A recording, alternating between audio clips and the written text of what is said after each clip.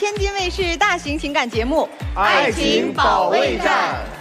先来认识一下今天的5位情感疗愈团的老师。Hello， 大家好，我是周小鹏。好的爱情需要用心经营，用心爱情才能长久。大家好，我是李阳。从来都没有绝对正确的选择，是因为努力才让选择变得正确。大家好，我是严品红。爱情是婚姻的基础，但是婚姻承载了更多的承诺和责任。大家好，我是曲伟。婚姻啊，就像爬山，重要的不是到达山顶，而是沿途的风景。Hello， 大家好，我是心理咨询师7大。幸福是一种能力，爱需要用心学习。好，那接下来呢，让我们看一看今天的嘉宾遇到了怎样的困惑，请开门。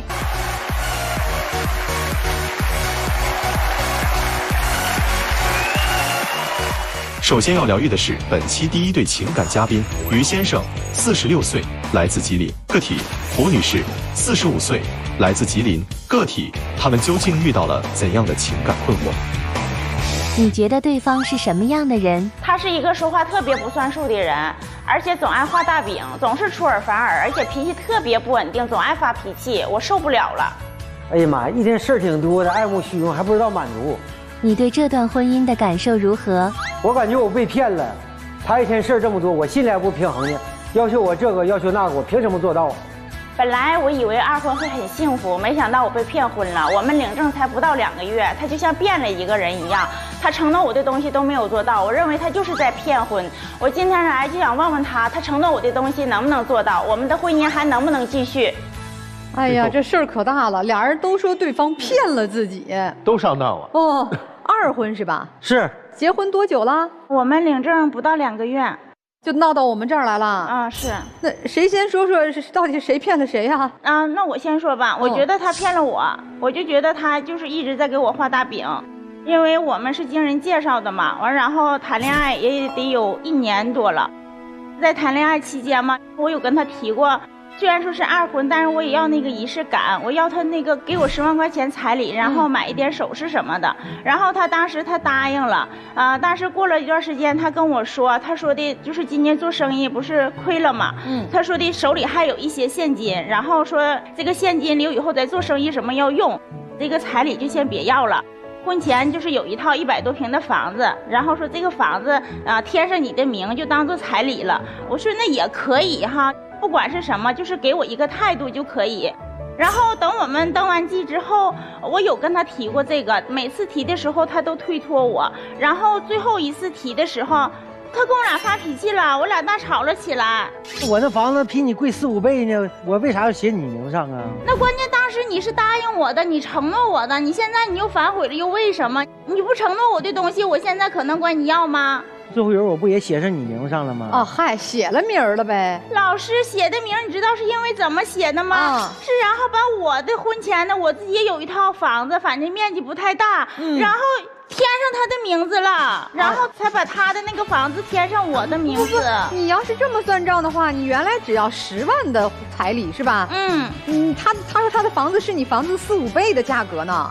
对，当时他就说嘛，他的房子填了你的名字，可比那10万更贵呀，是不是先生？我这算数没算错吧？对呀，是啊，老师。那你咋还挑理呢？这不是说的价格交换的问题呀，是他对我和对这婚姻的这个态度问题呀。毕竟谈恋爱的时候，他承诺我的东西呀。我觉得这先生想法好像也还合理吧。我的房子贵，我写你的名儿；你的房子便宜，也写上我的名儿，咱俩牢牢绑在一起，好好过呗。那女方肯定心里就不舒服嘛，原先没这个条件啊。对呀，就是啊，谈恋爱的时候没有谈这个。我怕我寻我俩得要个爱的结晶啊，婚姻的纽带，爱的桥梁啊，以后有个宝，这样事能踏实。我怕他跟我过个3年5年，他再走了呢。打算要个孩子吗？是要孩子吗？对呀，我之前跟他打算想要个孩子啊。女方同意吗？当时他随口一说，他也答应了。哎，这事儿得好好说一说啊。老师是这样的，就是我俩刚开始谈恋爱的时候吧，他确实有跟我说过，但是吧，他这个人是什么样？他就是每次跟我说什么的事的时候吧，他总是笑嘻嘻的，不是很严肃的谈论一件事。当时吧，我就以为他是在跟我俩开玩笑，我就。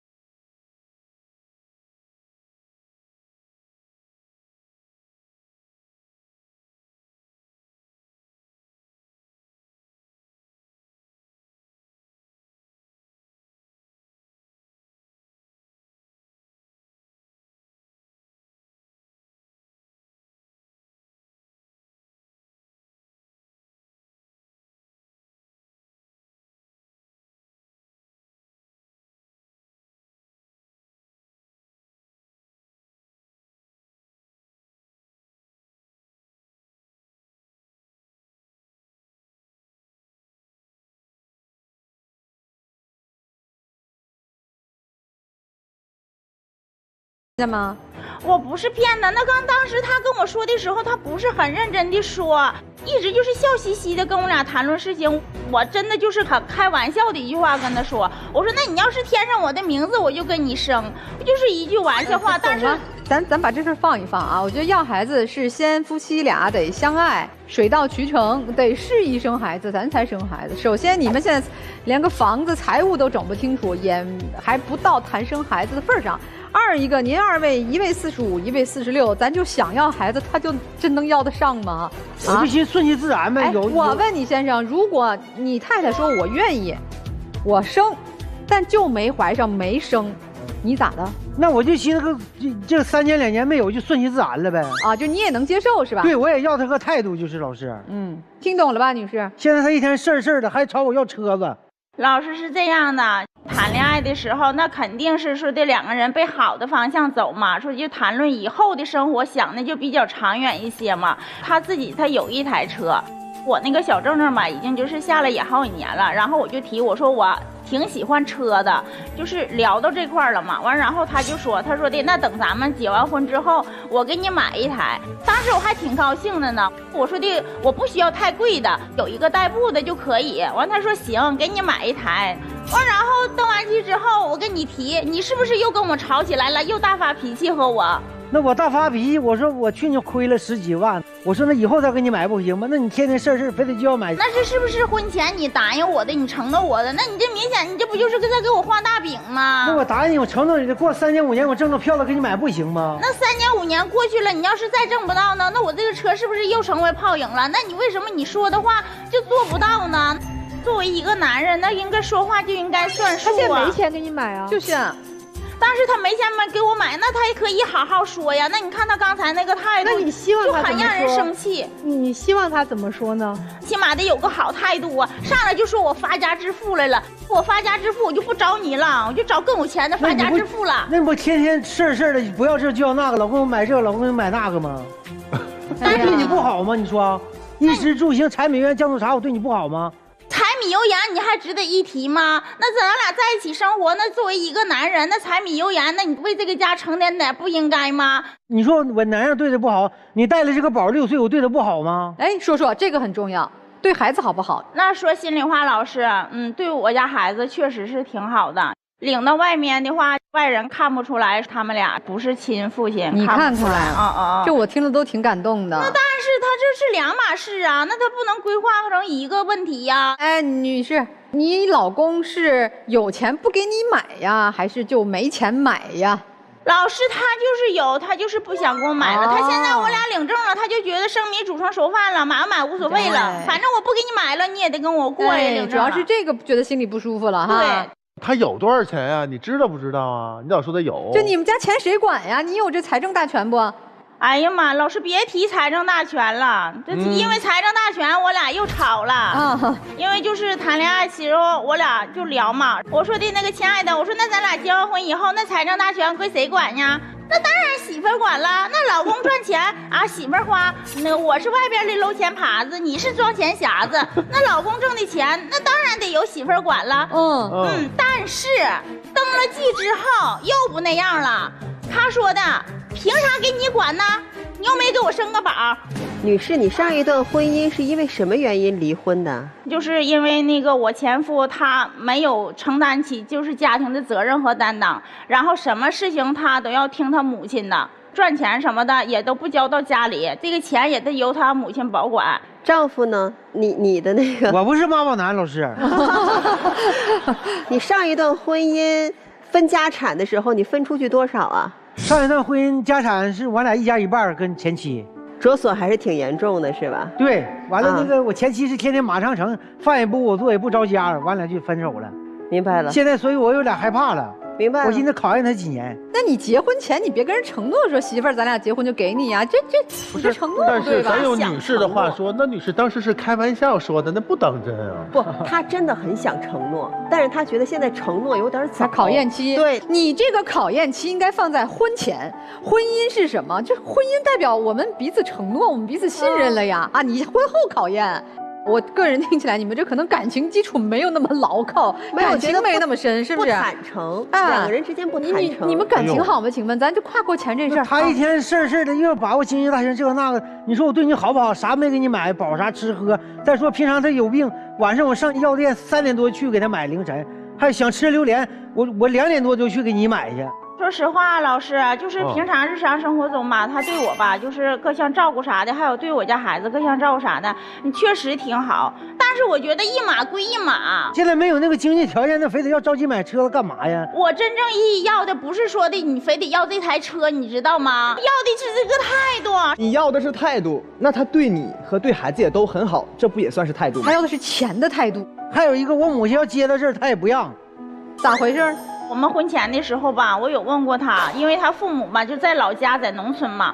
然后我说的那个，等咱俩结完婚之后，就是你父母会不会过来跟咱们一起生活呀？然后他很保证的跟我说不会，就是咱们年节的时候回去看看就行了。但是我感觉我父母身体现在不怎么好，尤其是我母亲，父母养咱小三人老百善孝为先，天经地义的，那好儿子不是好媳妇儿。那接到咱跟前照顾不挺安心的？我在外边做生意不也放心吗？那你婚前的时候你跟我说过，你说的他们不跟咱们一起过了，这才领证才那么长时间呢，就跟我提这个事了，说要把父母从老家接过来。那接过来怎么的？接过来孝父母应该的吗？其实吧，我不是说特别反对说的不让他们把父母接过来，毕竟也那么大年龄了嘛，身边也需要人照顾，这一点嘛我是挺理解的。但是我跟他是这么商量的，我说的接过来吧可以，我说的在咱们就是那个旁边给他们说暂时先租一个房子，让他们自己生活，离咱们近一点，毕竟吧咱们俩吧是厚到一起的，是不是？然后我还带个孩子，你说这3代人在一起吧，就避免不了生活中有些小摩擦什么的。完到那个时候你说的那婆媳关系弄得不好，那我不也是为你好吗？你说你在中间，一边是我，一边是你父母，你说到时候怎么办？你说是不是啊？那我父母说啥你就听着呗，错了也是对的呗，你就担待点呗。哎呀，这为什么婚前说不用接，婚后才不到2个月立刻就变脸了，说要接？婚前我怕他那啥，怕他答应不了。怕他跑了。怕他一说这个，那行了，咱俩算了吧。我就跑了，就是你婚前就怕人家跑了，所以你婚前得现在跑不了了。这丈夫是也不算忽悠老师，那算什么呢？我感觉养父母是应该的，但是变卦是应该2个人商量着一起去变这个卦，不是你自己单方做决定的。是，完了他要给我父母租房住，还不让搁一起住。哎，我问一下啊，除了婚前他给你许了这么多空头的承诺哈，现在都变卦了之外，婚前你还发现他有什么问题吗？哎呀，有老师提起这件事情我就生气。在我俩相处不长时间的时候，还是他自己拿手机让我看他手机里一样东西，然后一翻的时候，我无意间就是看见了，就是有一个女人的那个跟他聊天记录，然后他就抢手机，他一抢手机我就知道这里边肯定是有事情啊，然后最终我把手机抢过来了，我看见里面的内容了，是他跟一个女网友有的那个聊天内容，然后还挺暧昧的。谁没有几个闺蜜呀？那不是婚前的事情吗？稍等，你还几个闺蜜？还仨？以前有3个闺蜜，现在呢？现在他自从他天天跟我俩做，跟我俩闹，全我删了。哎，我问一下，你那闺蜜都单身的还是？闺蜜都是单身的呀。就是你婚前相当于考察到底哪个闺蜜能够成为媳妇儿，是这意思吗？那倒没有，老师，我感觉就是俺俩无话不谈，感觉没啥事，就像工作了以后跟他是吧唠了心里话那种感觉。你那不叫闺蜜，你那叫备胎。其实之前是不是有4个闺蜜的，然后其中一个是她。那倒没有，我感觉挺好，他事儿的。那之前你没认识我的时候，你聊也就聊了，闺蜜也就闺蜜了。那你都跟我相处了，咱俩都确立恋爱关系了，你还闺蜜的呢？那是什么闺蜜呀？她也有男闺蜜，这么聊天你能接受吗？那我肯定接受不了，但是我感觉我错了，后边不都删了吗？啊，都删了，都删了。哎，婚前还有你觉得他有问题的地方吗？还有就是，我俩相处不长时间，然后就是我身体查出就是生病了，需要就是做一次大手术，就是比较严重。就是检查这段时间吧，说心里话，他就是也确实陪我了，说跑前跑后的也挺帮助我的。但是就是让我心里不舒服的，就是术前不得那个做检查嘛，就不得交费用嘛。当时他这个费用吧，他确实也没给我拿。咱俩没领证结婚，你凭啥那个术前的费用我给你掏啊？我关怀照顾你行了，之前检查的费用我感觉我就不应该拿，因为咱俩没领证，不是合法妻子，我就感觉拿了我心里不平衡。因为关怀和关心它不值钱呀，那票子是真值钱。那二位有什么诉求呢？今天各自是带着什么样的目标来的？我就是想问问你，就是婚前你承诺我这些东西，你到底能不能做到？做不到，还做到啥？对，做不到怎么办？咱俩的婚姻还怎么继续下去呀？但是我感觉做不到，但是既然我给你登记了，以后看我努力呗。你这不还是在给我画大饼吗？从谈恋爱的时候就画，如果就这样继续下去的话，我真有点接受不了了。那先生，你有啥诉求吗？今天来？我今天来诉求就是感觉老师他事儿太多了，结完婚以后不这事儿就那事儿，要把这财那钱就车子啊，反正就是都不顺你的心是吧？对，那你是咋的？他也不能让他给我生娃，不能给我生宝。不，那你是咋的？你不想过了是这意思吗？我心里不平衡啊。在这个年龄生孩子可能会有风险，你想过吗？那我没想过，老师。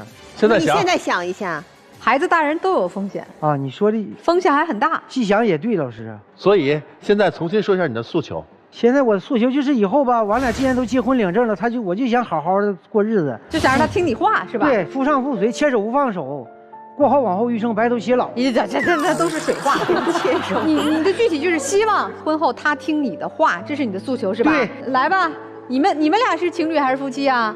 夫妻。头婚还是二婚啊？二婚。哎呦，那你们得好好点评一下，这对儿咋办呢？他们？我觉得我挺支持这个女生的，那男生那典型的画大饼嘛，那不是在那块儿，之前答应都做不到，还不考虑女生那个身体的状况，非得要宝。那要什么宝？一把岁数，就是涉及到我俩也有这个矛盾，我俩也是就是不想要宝。那如果这男的就说我就得让他听我话，你要是这个妻子，你会怎么办？我得让他听我的呀，不听就不听，不听就过不了啊，就离是吗？对呀。旁边老公一下手就握紧了。老公没说你，只是说站在那个角度哈。你们家没那么大事儿是吧？我家的问题跟他差不多。哎呀，我感觉这哥们儿做的也没啥错的。哎呦，开始条件不好，不买车不买房，有就使着呗，那玩意儿非得买新的吗？他主要满脑门子关的都是他家那点事。我媳妇儿说了，这要不顺心，他得离啊，他有点慌。那至于二位现在这个诉求和情况该怎么办，老师给出主意吧。这还有啥主意？这就分呗。哎，这男士都说了，我要是真的是作为一个男人的话，我婚前能买，我绝对就买。我婚前要是真的买不起，我绝对不会做这个承诺。如果经济情况不允许，那你说的话应该是说，媳妇儿，今年我亏了，现在经济情况不允许，等到我赚了钱给你买，而不是特别嚣张的说，我就不买啊，我为什么要给你买了？我要考察你3年啊！我感觉是他太好欺负了，所以姑娘，我想跟你说说，你没工作吗？啊，我暂时在家带我宝宝。也就是你从跟他谈恋爱开始就没工作吗？是的。也就是你必须得寄人篱下喽。可以这样说吧。如果你必须寄人篱下的话，你怎么能够如此嚣张的，我打个引号，的要求别人给你呢？因为他拿捏的就是你必须靠我养着，别的人我不管。至少我认为，作为二婚的女性，特别是作为一个孩子的妈妈，你没有一点赚钱的能力，你就被别人拿捏了，因为你现在没有养活自己和孩子的本事。给你一个建议了，如果你现在离不起婚，那你现在唯一需要做的，先去赚钱，找一份工作，否则你永远没有办法真正在未来你的二婚当中独立起来。他说什么，你都必须得受着。但是我想说一下，对于您二位来讲，二婚要的是真心，二婚比头婚更难过，是因为二婚要的更加多的是我愿意付出真心。如果你对于二婚的祈求是二婚要给予我更多的话，我建议你就别二婚了，直接离了算了。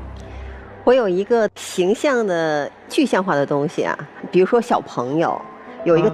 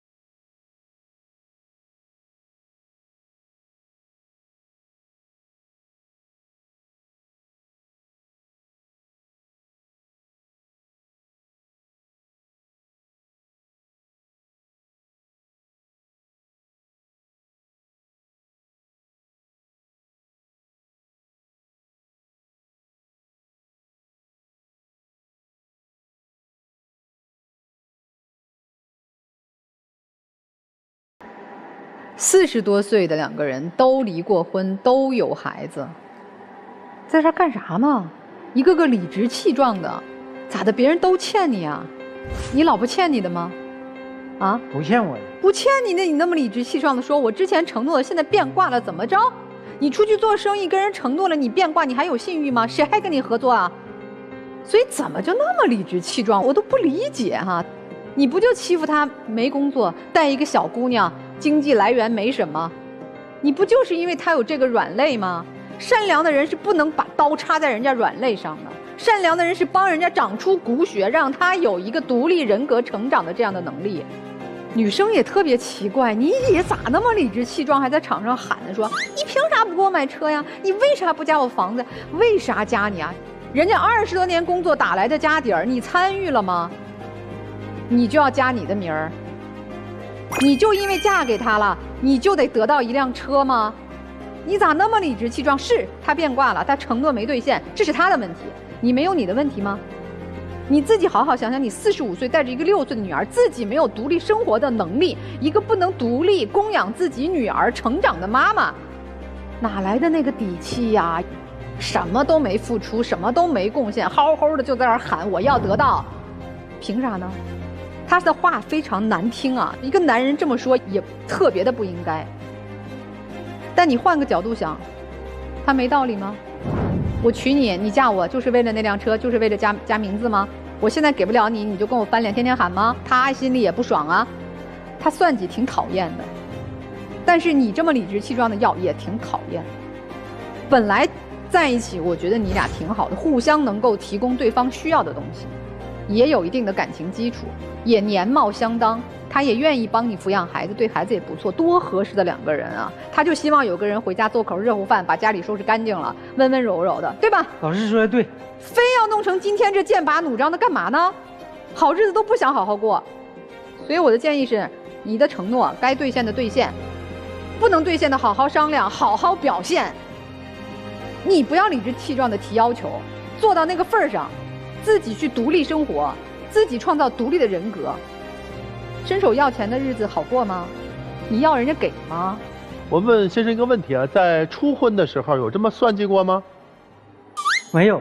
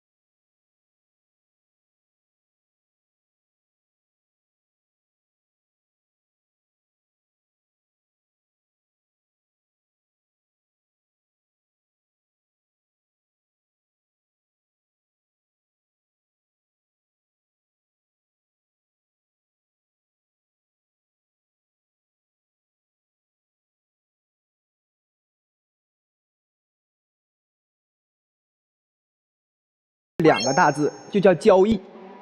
婚前谈了各种条件，就像女方说的，确实是画大饼，也确实真的是在画，但可能当时在画的时候，你也没有想清楚后面要不要兑现。我给你支个招，无论是这个车的事情，还是说父母的事情，就比如说车的事情，我知道你其实对他是有感情的，也不想离开他，那可不可以给他，哪怕你再画一个饼来圆之前那个饼呢？你说接下来我现在可能有点难处，或者这部分钱我觉得我需要用在什么什么地方，可不可以半年之后我计划我们先交首付买一个什么样的车？你把这个饼给他画得更具体一些，让他心里也大概有个底，不要就斩钉截铁的说不买了，登完记了不买了，这对人家来说是很大的落差的。还有再说到父母的事情，也不用直接说非得把父母就接过来住嘛，循序渐进一点，对吧？冬天了，父母身体也不太好，这个乡下还比较冷，想接父母过来过个冬，先循序渐进。你接过来过个冬，万一他们相处的就很融洽呢？水到渠成，继续更长时间的相处，不要有那么多的计划性。还有啊，很想跟女方说的，就是还是要感恩的。你带着孩子过来，就像你刚才提到的，出去的时候，别人都看不出来这不是亲父女，这一点是很难得的。我分别问你们一句话啊，先问女士，大多数的情况下，你跟他在一起的感受是好的还是不好的？是舒适的还是不舒适的？是好的。男方呢？大多数情况下跟女方在一起的时候，感受是好的还是不好的？是好的，老师。这就够了。二婚了，更多的专注当下的感受，当下的感受才是你们应该去追寻的东西。我们电视机前的观众朋友呢，如果也想找这个西大来解决情感困惑、情感问题呢，有个非常简单的方法啊，就是在我们的微信公众号里搜索西大，然后关注。那您要回复这个"爱情保卫战"5个字呢，就可以获得我们的粉丝专享礼，来为您的爱情保驾护航。都调整一下吧，好不好？我看着先生和妻子都有所思考哈，你们下来休息休息，我们听听这组怎么说啊。本期第2对情感嘉宾张先生，43岁，来自吉林；押韵员刘女士，43岁，来自吉林，导购。那么他们又遇到了怎样的情感困惑？影响你们感情的因素是什么？我觉得他太没有上进心了，而且他对我的孩子还不好，然后房子还那么小，跟老人生活在一起很不方便，我觉得太委屈了。我觉得他现在对我和我家人的生活态度已经变了，不像以前了。结婚之前我告诉过他我现在什么样子，但是他现在已经接受不了了，整天挑肥拣瘦的，挑三拣四的，让我已经无法生活了。你今天来的目的是什么？我就想让他听我的。我单身这么久了，好不容易盼来的婚姻，没想到过得一塌糊涂。他如果不听我的，这日子也没法过了，我受不了了。我希望他别这山望着那山高了，我们都是二婚，都是普通人、普通家庭。我希望他能接受现实，接受我和我的家人。我希望他能做到。具体说说发生了什么情况？那我先说一下吧，因为我先生嘛，他之前是一名司机，每个月收入7、8千左右。就是我俩结婚以后，他那个工作就变动了，他从司机变动成押运了，一个月就挣4000多块钱，然后根本不够家庭开支。然后我就想让他换个工作，他就是不想换，没有上进心。工作这个也不是说想换就能换的，最起码现在还有一个那个最基本的保障嘛。你们俩这二婚了多久了？1年多了啊，1年多，就是你这个工作。收入降低是这1年多发生的变化。对，然后吧，就是我通过朋友给介绍，就是去外地工作嘛，然后他也不去，就是因为这事儿我俩还吵起来了。去外地工作他也不一定就好嘛，不是？外地工作舍家别业的，什么公司呢？就是一个厂子，就是我工资能达到1万。哎，那不错呀。对，那不缺。他这也不一定准，他这也听朋友介绍的，是不是那么回事还不知道呢？到底那去看看了吗？没去啊。为什么呀？那你要去的话，我回来这个工作不就没了吗？那要是那块不行的话，我回来我没法干了。你丈夫没去，你这是怎么处理的？最后就是他不去嘛，我觉得他一点上进心都没有，我就跟他吵起来了。因为这事儿我还去我妹妹家，那个时候我就不想跟他过了，一点上进心都没有，都影响家庭生活了嘛。那你说费用那么大，然后就是我自己想买件衣服穿都买不了，那其他小姐妹买的。咱不和别人比，和自己家情况比哈。你有收入吗？我也有啊。你们俩的收入够现在的家里的生活的费用吗？我就想我的工资就要存起来呀，我得留个后手啊。所以就是光靠先生这份工资来养家，有点费劲。你这份工资还得攒下来哈，就觉得有点捉襟见肘的了哈。这是一个，听明白了。想问男方一个问题啊，现在的工资是都上交对吗？差不多。那如果假设你老婆说工资都不需要上交了，那1万块钱的工作你去不去？他笑了嘿，我觉得这问题问的特别好。这他要说你去干活吧，挣1万，你还是把4、5千交给我，剩下的5000你也存着，咱俩一人存5000，你去不去？要是有个好工作的话，我肯定得换。还是想给自己赚点钱。除了这个他工资你觉得挣的不够多、不上进之外，还有什么问题？关于养老这方面，我也有我的想法。就是咋说呢？一开始我俩处对象的时候，他就跟我说不跟老人生活在一起，然后就是他家条件也不是很好，就是有一个房子嘛，然后我就一直在一起住。就是他妈妈那些生活习惯吧，就是让我无法忍受。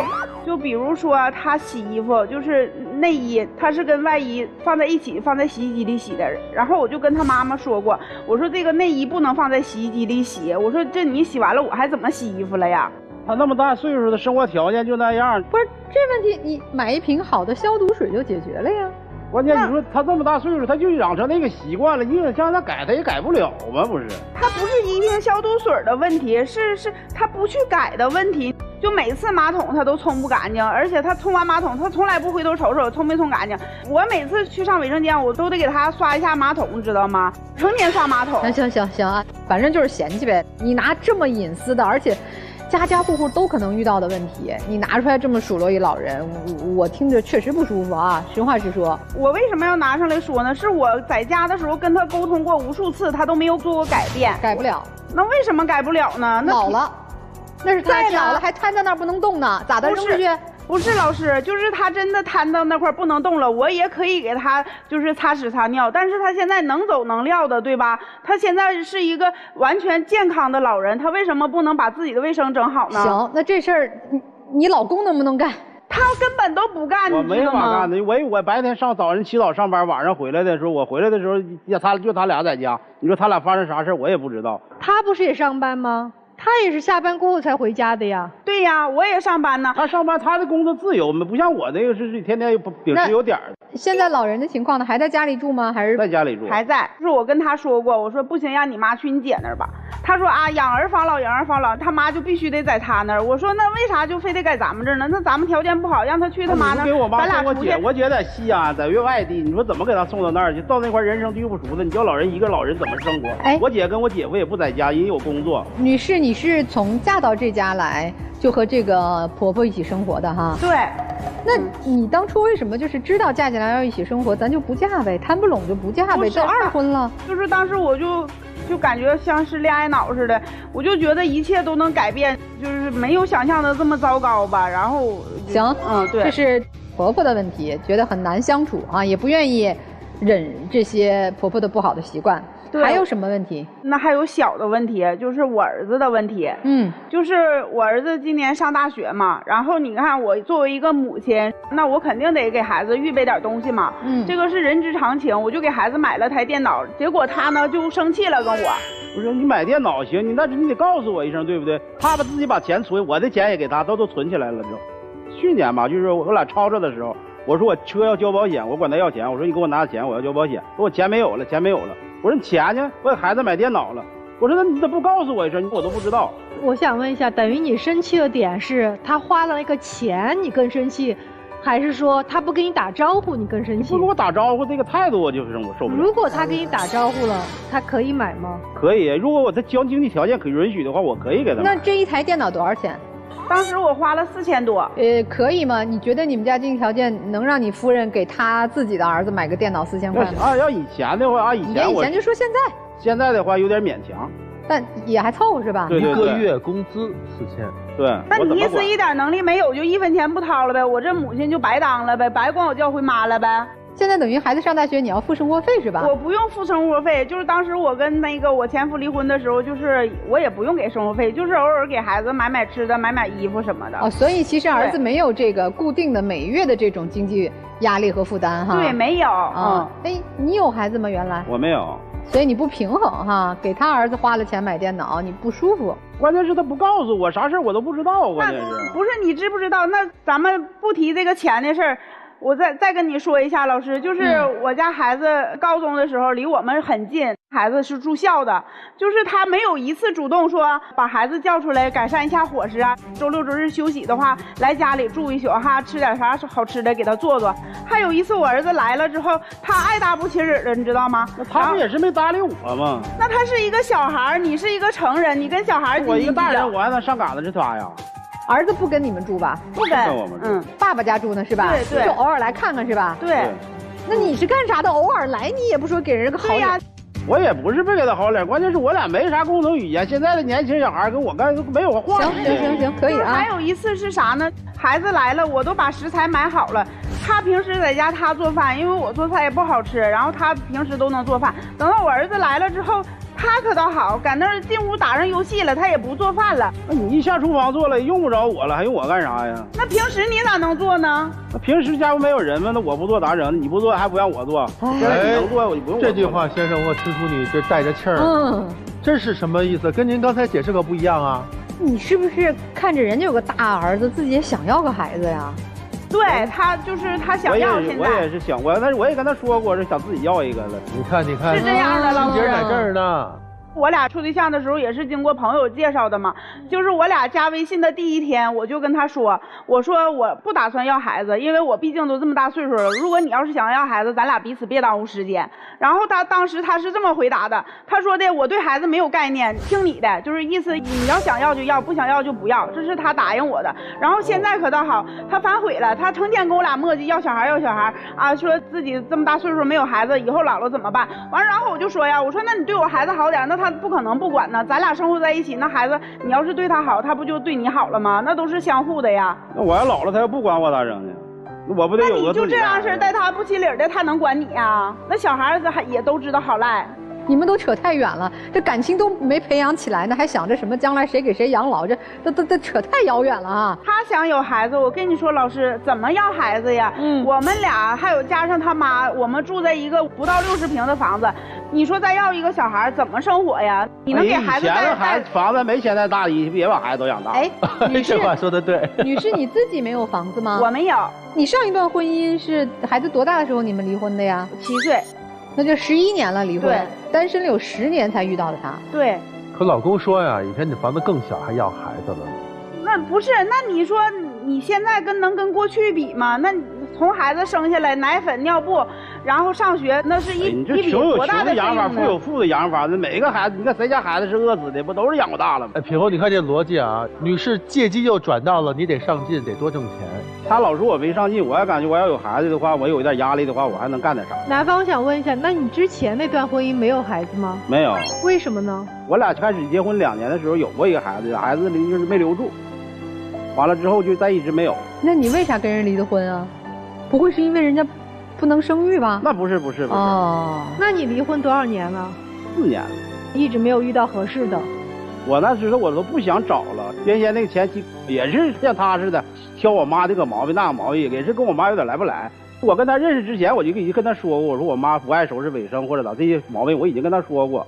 哎，就是我们这妻子呀，在婚前对于男方的情况其实都了解。其实你是不了解你自己，你不了解自己能不能接受男方的这个现有情况，什么房子小啊，母亲稍微有一点点卫生方面哈，和年轻人不一样，你不了解自己不能接受。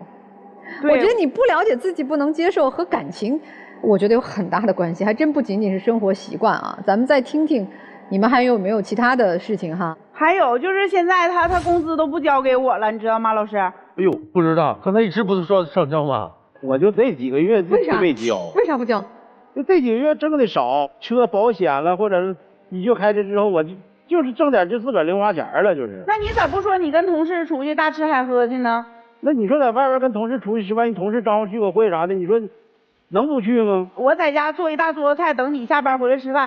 那你怎么跟同事聚餐？你为什么不给我打一个电话呢？不是没想到那个，你说同事出门下班的时候招呼着，走啊，大伙出去吃点饭去，喝点酒，忙一天了。那你说大伙都跟着去了，那就一忙活就忘了，也有情可原。就是因为这个事儿吧，我俩就在电话里大吵了一架，你知道吗？就是吵的声音很大。我也不知道他是用外放嘛，我俩吵架就是他同事都听见了，完了觉得自己很没面子，导致到有啥事回家说，你非得在电话里闹喊啥呀？现在已经不回家了。对，他住单位了，他都不回来了。这他们还能过吗？两位？我感觉还能继续，既然二婚走到一起了，就互相磨合呗。男人得有点格局啊，兄弟你。哎，万一就是你爸妈来了，马桶也冲不干净，咋整？冲不干净我刷呗，老师。你看。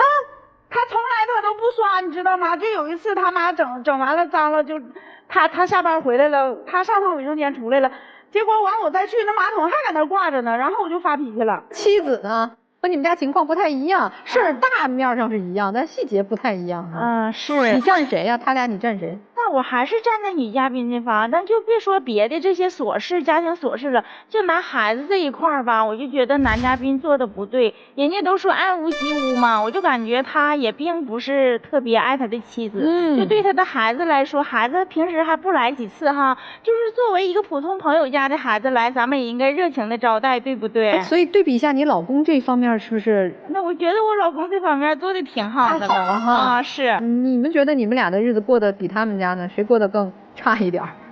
我觉得我过得差一些。那说说你们俩今天到这舞台来的诉求吧。他来干嘛来了？我就是想让他听我的。具体是什么听你的？就是换工作呀，比如说给他妈送到他姐那块养老啊，还有不生孩子啊，对，不生孩子，就这3点。就如果实在人老母亲就走不了，不走，你走，你同不同意？我同意。我不可能说把我妈送走是为了你，对不对？那你能不能多赚点钱，租个房子旁边？不是，我要是有这个机会的话，有这个能力，我可以赚。那谁不想赚钱？你们住在哪儿啊？长春的一个县城。一县城租一居是多少钱啊？1年得1万多块钱左右。就是1个月1000块钱呗。对。你1个月挣4、5千，你媳妇儿也挣钱。她挣钱我看不着吗？不是。你挣多少钱能透露一下吗？我也能挣4、5千块钱。你俩挣1万。在你妈妈旁边租一个开间，800，你俩挣1万块钱，差这800啊？那4千是他自己的，也不交给他那么多，你把房租扣出来呀。他是留后手的。行，听出来，反正你俩都不愿意妥协。老师给支支招吧，还有什么方法？那支不了招了呀。2个人都各想各的事儿，各想各过各的家。你俩加在一起9000块钱有吧？2个人。对。花1000块钱租房子，花得起吗？其实是花得起的，但是我不想花得租房子。为什么呢？那凭什么我去租房子呀？那好，你现在住在他的家，他跟他妈妈的家，老人也是在这个家。那我嫁给他了，那个家就属于是我的了呀。你说的没毛病，你嫁给他了，这个家就是你的，老人也是你的，他也是你的，这个家都该你来管。你说的一点毛病都没有。怎么能把这个家经营好，就是女主人的本事。如果一个女主人没有这个本事，只知道抱怨的话，那这个女主人就不合格。那你愿不愿意学会怎么去处理？如果你愿意，我来给你支招。第一件事情，9000块钱，合理的去使用，如何存，如何用。存的钱里边至少3大块，第一大块，老人的养老；第二个，你俩的未来有任何的问题的风险，扛风险的那个钱是一块；第3个，他的孩子未来有一部分给到孩子读书或者结婚使用，你俩共同商量比例。第二件事情，家里边保持卫生整洁，你来做，因为你没有办法要求每个人达到你的标准，那你唯一能做的就是你自己来去要求自己做。男方你也一样的，你不是家的一个给钱者，你是这个家共同的家务分担者。所以这是第二个事情，我跟你说了方法。第3件事情，任何的大事小事彼此商量，因为你俩是2婚夫妻。2婚夫妻跟别人不一样的地方就在于，你们2个在之前，特别是恋爱的时候，刚刚结婚的时候，没有那么多信任，且很多时候2婚每个人打着自己的小算盘。抱歉，2婚夫妻想要过得长久，就得开放自己，就得所有的小事大事共同商量，而不是彼此指责。我给你的建议就这个，如果你做得到，你的2婚可以经营得很幸福，但如果你计划不好，你的生活就会一团糟。我现在会分别给你们2个人不同的这个建议啊。第一个，就像你说的，结婚了，家就是你的了，家是你的了，但不是空间，家人也是你的。家人这件事情需要的是什么？请你善良，就像你刚才给你先生提出那个要求，那这是我儿子，你就应该理所应当的爱屋及乌的去爱他。妈妈，那是你们共同的家人，不是他妈妈，是你们共同的妈妈。如果换作是你自己的亲生母亲，你会用这样的一种指责方式，天天在你妈旁边各种各样的挑毛病吗？你也绝对不会允许一个女婿天天给你打电话说你妈这么做，你妈那么做，怎么天天都做不到我心坎里，做的事情总是给我添乱。你会觉得他是一个善良的人吗？我再反过头来跟先生，我觉得先生不是说你和他之间的这个矛盾解决不了，矛盾的根本原因在于你根本不想去跟他分担生活当中所有的琐碎，你觉得那些东西都不值一提。但是你要看到一点好，他之所以会对生活当中所有的细节都那么关注，在意家里的整洁，在意家里的秩序，是因为他对这个家很在乎。你娶了一个你想象中的人，你觉得他该怎么对你妈妈，但是现实和理想它就是有差距的，这个差距要靠你们自己，你得有这个努力的过程，你得去在这个过程当中不停的去弥合，不停的替对方去表达，看到对方的好，你才能够把你们现在的这个问题解决了。你们两组都是40多岁，经历过一次破裂的婚姻，好不容易找到一个愿意娶愿意嫁的人，其实没有那么容易的。先说两位女士啊，这主要说您哈，咱40多岁，你要把你在经济上的匮乏通过婚姻改变，凭啥呀？你自己过去的没有把人生规划好，没有努力勤奋奋斗去挣得财富，今天你找到了一个男人说我愿意和你成家，把我的都和你分享，你的就是我的，你妈她不是我的，你妈上个厕所我看不惯都得出去，你咋想？站在自己应该站的位置去思考你们的婚姻，你就会觉得我挺幸运的。怎么那么一个个都跟受害者一样，觉得我怎么这么惨，嫁了个老公承诺不兑现，怎么不去上进，怎么不给我住大房子？你想啥呢？离婚10多年了，自己不知道努力攒钱供个小房子吗？自己一塌糊涂的人生让别人给你买单，你还理直气壮吗？男的也一样，你们上一段婚姻搞得乱七八糟，就想找一个温婉贤淑在家能过日子的女人，你们要不去好好宠这个女人，给人家提供情绪价值，跟人家贴心贴肺好好过日子，那你就一个人打光棍去呗，别指望有个人陪你孝顺父母，人家凭啥呢？人家过去20年是吃你喝你用你的了，你给人家提供过什么呀？今天娶到门来就得给你伺候父母，就得给你刷马桶，就得给你做那口热乎饭，你给人家提供什么？所以你们要思考的是，我们爱不爱，不爱就过不成。实话实说，头婚我们还真可以看条件，是否门当户对，是否有共同的成长背景，能让我们未来婚姻磨合的相对顺利点。二婚只看爱，没爱什么都干不成。要相爱就彼此珍惜。你把那话收回去，我跟你说啊，婆婆听了哭死。我把儿子养这么大，来一女的就这么说我，嫌我上厕所都不干净。你没有老的时候啊？将来你儿媳妇嫌说，哎，我那婆婆，哎，在家袜子洗不干净，上有一洞，太埋汰了，我这婆婆我看不起她，赶紧把她轰出去。你也有那一天，你知道吗？我问两对夫妻啊，一个问题，婚礼上你们有没有说过这么一句话？就无论贫穷或富有，无论健康或疾病，我们都不离不弃。有说过吗？有说过。哎，但事实啊，可悲，在你们的第一段婚礼的这句话，没有人能兑现。所以其实我们再次走入婚姻的时候，我们就会有一个先天的一个疑问：我能相信对方说的话吗？两个人在一起生活，我们都需要去磨合。我们再婚的时候，可能我们有很多自己以前的东西，但我们不能一直包裹着自己的东西，一定要对方去改变。所以再婚我们更需要什么？除了相信以外，还有迎接变化的能力。如何迎接变化？是包容。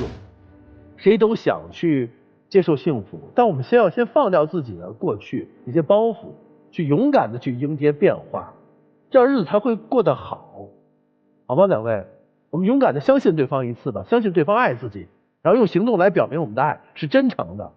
听了你们的事儿啊，我对一家人有了一个新的概念，你的我想要的那个部分是我的，比如钱；你的我不想要的那个部分不是我的，比如你的母亲。然后我的还是我的。当然说这个话呢，也是希望你能够意识到，真的不应该有那么多的所谓的一些要求。还有一点啊，其实关于上进的问题，我想说咱们可以换个思路，哪怕好，今天我们不改变你的认知，就是你的是我的，我的还是我的。那好，哪怕你现在你觉得你是家里的女主人，对吧？哪怕你是老板，他就是你的业务员，他现在1个月可以赚4000块钱，那可不可以给他一个机制，具体的解决方案，就是以后每个月你给我交4000块钱到家里，超出的部分都算你的提成，都给你，你看看他会不会动力更强那么一点。然后当你看到这个上进心之后，有没有可能你们的感情也变得更融洽了之后，自然而然还有了孩子，然后可能有了孩子之后你们也会很幸福，然后你的动力更强了一些，会不会？对，这是男嘉宾，我觉得你有很多话是没有说出来的，甚至我可以说的更扎心一些，你不敢面对真实的自己。我看到的是软弱，包括你被调了工作岗位，真的是因为你的能力很差吗？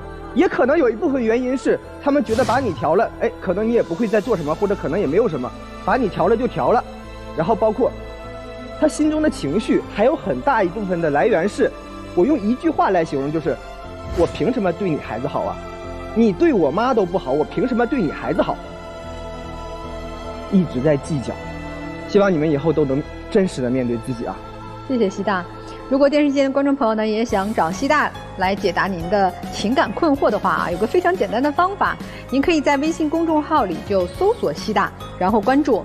那您只需要回复“爱情保卫战”5个字啊，就会获得我们的粉丝专享礼，为您的爱情来保驾护航。那今天可能我们老师说的话都相对重一点哈，我们都觉得这个二婚走在一起其实挺不容易的，希望你们能珍惜，找到一个伴侣好好过下去，好吧？你们都好好思考一下我们说的话，最后出不出来，看看你们的选择，好吧？来，请回到我们的门后边。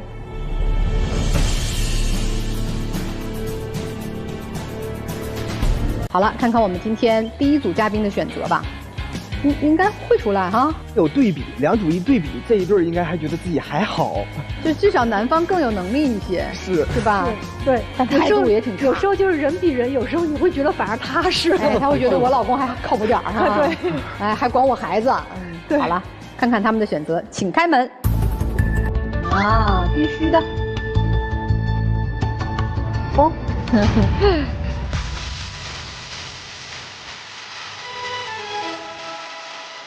就问你们一句话啊，有没有爱？有爱。就是经过几位老师的点评，我也认识到了我身上的缺点和不足。婚姻不易，且行且珍惜。既然走到一起了，我俩也是有这个缘分，毕竟感情还在这儿呢。就是以后就是放大对方的优点，缩小缺点，好好生活。说的挺好的，那抓紧时间抱一下吧。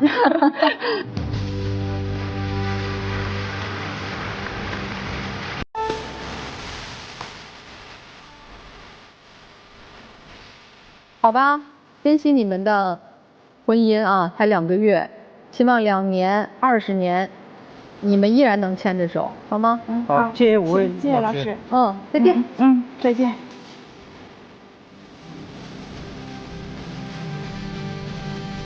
那我们第2组嘉宾的选择又会是怎样呢？请开门，请开门。这应该过不下去了吧？这怎么了？哦，没出来，这还正常啊。一个想谈恋爱，一个想找妈。